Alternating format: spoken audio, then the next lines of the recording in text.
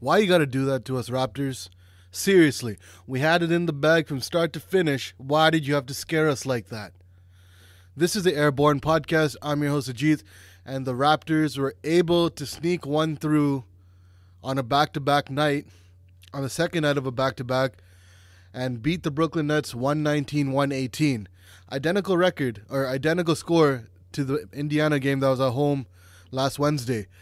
Honestly, we had the game in the bag. I mean, it didn't feel like the Raptors pushed the lead to double digits as much as 18 at one point, and for some reason, Karis LeVert turned into Kevin Durant and scored about, I think, 15 points or something in that fourth quarter, and scored not a career high, but he had 37 points for the game, 6 3-pointers, and they had a puncher's chance in coming back and stealing that game.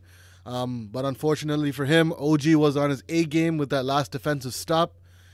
And we got lucky with that Joe Harris rebound. Honestly, I thought it was going to go in. And, when you're a Raptors fan, you expect stuff like that to happen just from, the past and seeing all those game winners that got dropped on us and breaking every Raptor fan's heart in the stand. And I felt like this was going to be that. But luckily, Pascal made the free throw that counted. Missed one, but made one. And that was enough for us to get the W. For the Raptors, though, unfortunately tonight, Kyle Lowry was out with that whiplash that he, got caught under Serge Ibaka's leg, thigh. He kind of Charlie horsed him.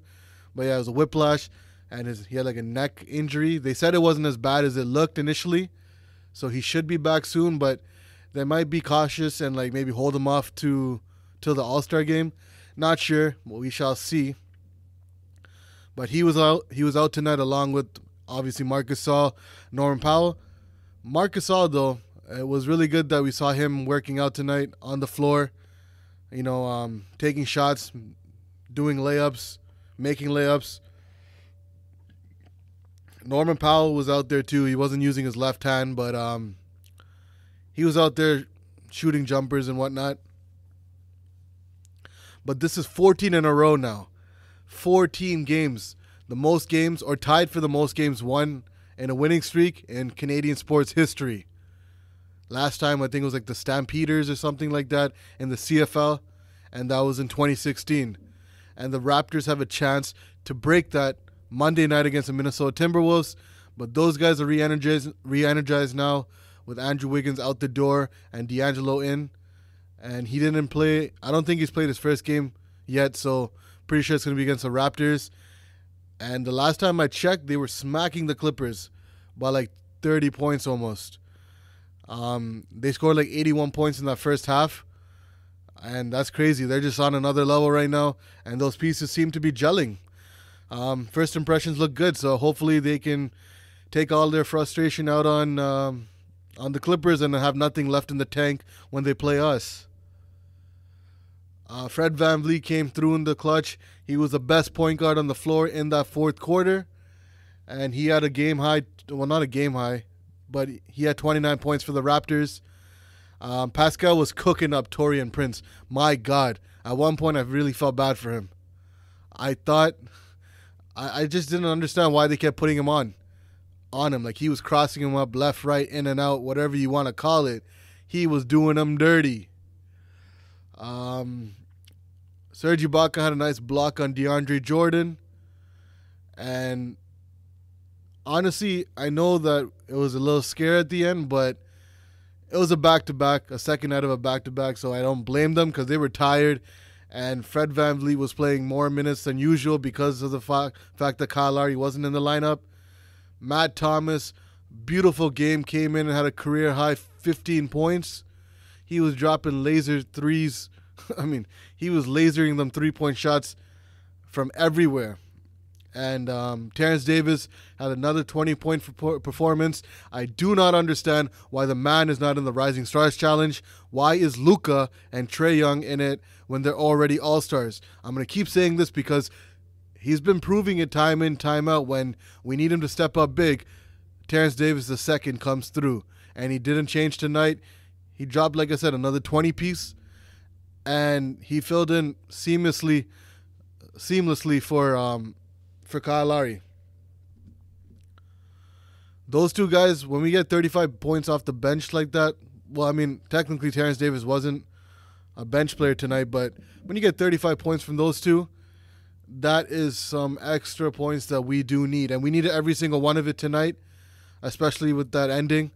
That second quarter, though, that defense that lineup had, that lineup's never really played together, but Patrick McCaw, O'Shea Brissett, Chris Boucher, Matt Thomas, and was it Terrence Davis or Rondae Hollis-Jefferson, I think it was. There weren't any shooters there, really, but they were hounding them on defense, and that's what helped us break open the game. Matt Thomas's threes, plus the defense that the rest of the Raptors were playing on the floor, helped us break open that game to like a double-digit game, I believe. It was started off like 7-9 points, but then once the starters came back in, they just grew that lead up. And at halftime, I believe we were up 12, if I'm not mistaken. But all in all, hey, no one's going to look at the score a week from now and be like, oh, Brooklyn should have won that game. Nope, a W is a W, and the Raptors got it done like they have been this whole winning streak. I'm pissed about that last game against San Antonio because that game should have been ours, and this winning streak would have been 15. Not only that, but we had a few other games that we should have won, and when we lose those close games, especially at home, it really pisses me off. But the Raptors, yeah, they were up 66-54 in that second, at halftime, sorry. And the Raptors shut them down in that second quarter. They only allowed Brooklyn to score 18 points. The first quarter was, it was a straight offensive show. Both teams scored over 30. Brooklyn was leading by 3 after the first quarter, 36-33. But the Raptors came back and punched them right in the face and outscored them by 15 to get that 12-point lead at halftime. For majority, the second and third quarter, they were leading by 12. They were leading by 12 points even after the third quarter. And in that third quarter, Brooklyn and Toronto both scored 34 apiece. Raptors shot pretty good from three-point range today. I'm not going to lie to you. That's the thing. The first and third quarter, they allowed Brooklyn to get whatever they wanted. Actually, even the fourth quarter, because they let them come back in the game. The Raptors only scored 19 points in that fourth quarter. Shoot. But the Raptors, they shot 47% for the game, 45 of 95 from the field. Brooklyn shot 41 of 92 from the field for 45%. Brooklyn shot made 16 threes, shot 44 attempts. They were 36% from beyond the arc. Raptors 14 of 35, 40%. Free French fries for everybody. From the line, the Raptors weren't that great, below their season average. They're 71% tonight, 15 of 21 from the line. Brooklyn was 20 of 24 for 83%. Rebounding, Raptors are +2. 48 to 46. Offensive rebounds were both tied, 13 apiece. Assists, pretty low tonight, only at 22. And Brooklyn had 27, so they were a +5. Steals, we were +1, 6 to 5. And blocks, we were even 5 apiece. Turnovers, we were really good, only at 7 tonight, but Brooklyn was also really good, hence why they were able to stay in the game and even make a run at the end to almost win it. They had 9 and we had 7. Personal fouls, we had 22, they got 16. So they were +6, and like I said, we were +2 from the turnovers. Matt Thomas, I think, even played some good defense tonight. I think he had a couple steals tonight too. But the leading scorers tonight for the Raptors, like I said, Fred VanVleet, main guy on the team. For the Raptors, he was in 33 minutes. Oh, wow, he didn't really play that much. I thought he might have played like 40 minutes, at least from what it looked like. They did take him out pretty early in the first quarter because he was in foul trouble. He got 2 early fouls in the beginning, and everyone was tripping out. They were like wondering, shit, here we go again. because, we don't have Lowry. Patrick McCaw's not really an offensive juggernaut. And I got to give the bench credit where I got to give the English, please. I got to give the bench credit where credit is due, because they came in, and even though they couldn't make a shot for their life, except for, everybody but Matt Thomas, they were playing the defense, getting stops on the other end so that, they couldn't go on a run. But Fred VanVleet in 33 minutes scored 29 points, 2 rebounds, 6 assists. That's 29 points, 2 rebounds, 6 assists in 33 minutes. And, that's about it. Terrence Davis, 30 minutes. He had 20 points, 8 rebounds, 1 assist. One underrated thing about Terrence Davis that I realized today is he's a really good rebounder for his size. He's really athletic, and he's trying to play that Russell Westbrook role and trying to steal everyone's rebound. But yeah, he had 20 points, 8 rebounds, and assists, a steal in 30 minutes. Ibaka, not his typical game, at least not in this winning streak that we've had. In 32 minutes, he only had 12 points, 6 rebounds, 2 assists. OG Anunoby had a nice game yesterday, 16 points. Not today. He had 16 points, 5 steals yesterday. Tonight, he only had 5 points, 4 rebounds, and assist in 29 minutes.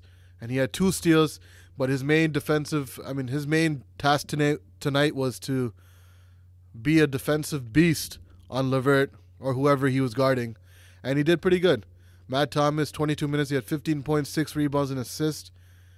And,